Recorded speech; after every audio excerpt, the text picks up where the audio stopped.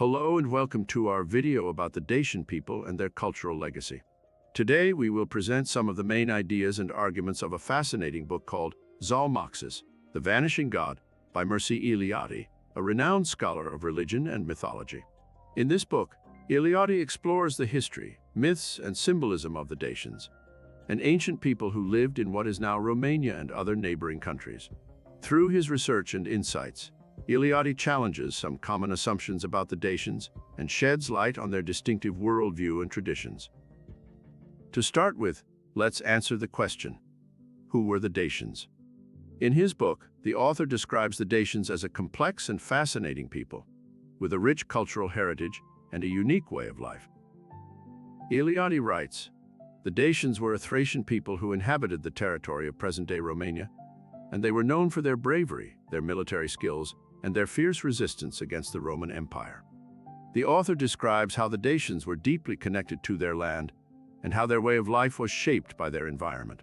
He writes, "The Dacians were a people of the mountains, and their culture and traditions were intimately tied to the natural world around them. They had a deep reverence for the forests and the rivers, and their religious beliefs were closely connected to the cycles of nature." Eliade also highlights the Dacians' unique artistic and technological achievements. He writes, "The Dacians were skilled metalworkers and craftsmen who produced beautiful jewelry, weapons, and other objects. They also developed sophisticated mining techniques, and their gold and silver mines were some of the richest in Europe." Overall, Eliade's book portrays the Dacians as a complex and vibrant people who made significant contributions to their region's cultural and technological development. In his book, Eliade explores the origins and development of the myth of Zalmoxis, a deity worshipped by the Dacian people. According to the myth, Zalmoxis was a god who lived among the Dacians, teaching them the secrets of the afterlife and promising them eternal life. Eliade notes that the myth of Zalmoxis is one of the most fascinating and enigmatic in all of European mythology. He argues that the myth likely originated from the Dacians' encounter with the ancient Greek culture, as it bears similarities to the Greek myths of Orpheus and Dionysus. However, Eliade believes that the Dacians made the myth of Zalmoxis their own, incorporating their own cultural beliefs and practices into the story.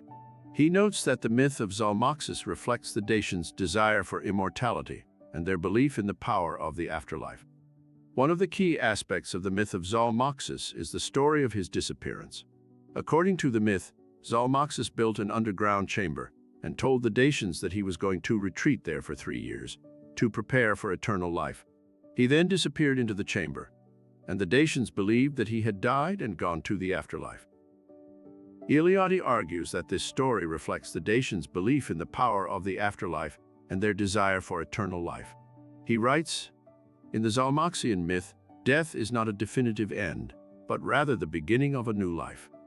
Overall, Eliade sees the myth of Zalmoxis as a reflection of the Dacians' beliefs and cultural practices. He notes that the myth has endured through the centuries, even as the Dacian people themselves have vanished. He writes, "The myth of Zalmoxis is a testament to the enduring power of human imagination and the human desire for immortality." The Dacian people were known for their strong resistance to Romanization. According to Eliade, the Dacians refused to submit to Romanization, and in this way, they represented an obstacle to the Roman Empire's desire for universal dominion. The Dacians saw Romanization as a threat to their cultural identity and way of life.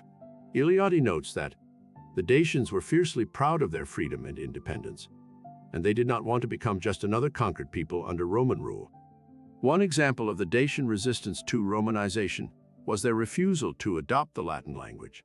Eliade states that, despite the best efforts of the Roman authorities, the Dacians clung to their own language and continued to speak it even after they were conquered. This resistance to linguistic assimilation was a powerful statement of their desire to maintain their cultural identity. Another example of Dacian resistance was their continued worship of their traditional gods. Eliade notes that the Dacians refused to give up their own gods, and instead, they incorporated some of the Roman gods into their own pantheon. This syncretism allowed them to maintain their traditional beliefs while also acknowledging the presence of the Roman gods. The Dacian resistance was not limited to cultural practices, however. They also put up fierce military resistance to the Roman Empire's attempts to conquer them. Eliade notes that the Dacians fought bravely against the Roman legions, and their fierce resistance resulted in significant losses for the Roman army. The Dacian people's resistance to Romanization was a reflection of their deep attachment to their cultural identity and their desire to maintain their independence. Despite the efforts of the Roman Empire to assimilate them, the Dacians continued to resist both culturally and militarily. Their legacy lives on today as a testament to the enduring power of cultural identity and the human desire for freedom. The legacy of the Dacians can still be seen today in various aspects of Romanian culture.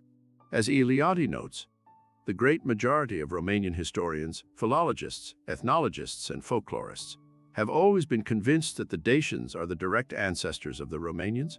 This belief has been passed down through generations and is still held by many Romanians today.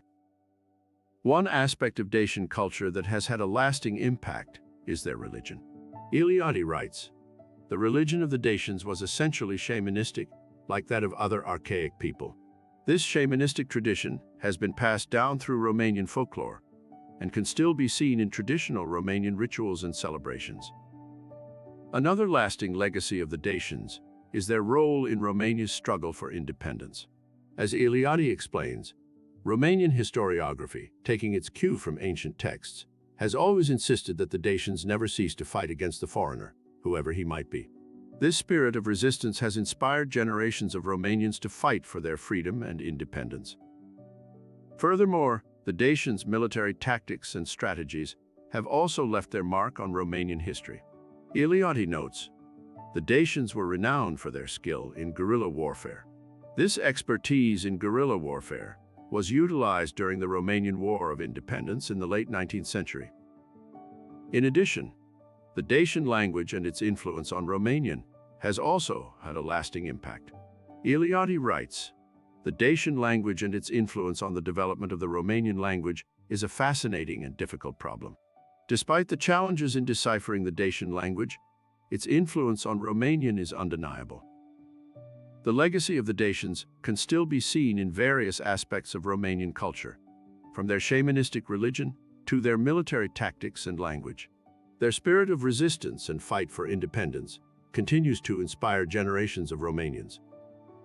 As Eliade writes, the Dacians are not only a remote and fascinating historical problem, but they are also an important factor in the formation of the Romanian national consciousness. The Dacians were not primitive people, as some historians have claimed, but rather a sophisticated civilization that had a rich culture and advanced technology. They were skilled in metalworking and agriculture and had a well-organized society. The author argues that the Dacians were even more advanced than the Romans in some ways. One of the most interesting aspects of the book is the author's discussion of the Dacian religion. The Dacians worshipped a god named Zalmoxis, who was believed to have taught them about the afterlife. The author explains that Zalmoxis was not a real person, but rather a symbol of the Dacians' beliefs about life and death. Overall, this book offers a fascinating look at the Dacian people and their culture. It challenges many of the commonly held assumptions about them and presents a compelling argument for their importance in history. Whether you are a history buff or just interested in learning more about a little-known civilization, this book is definitely worth reading. That concludes our video on Zalmoxis, the Vanishing God by Mircea Eliade. We hope you found this video informative and enjoyable. If you did, please consider liking and subscribing to our channel for more content like this. Thank you for watching.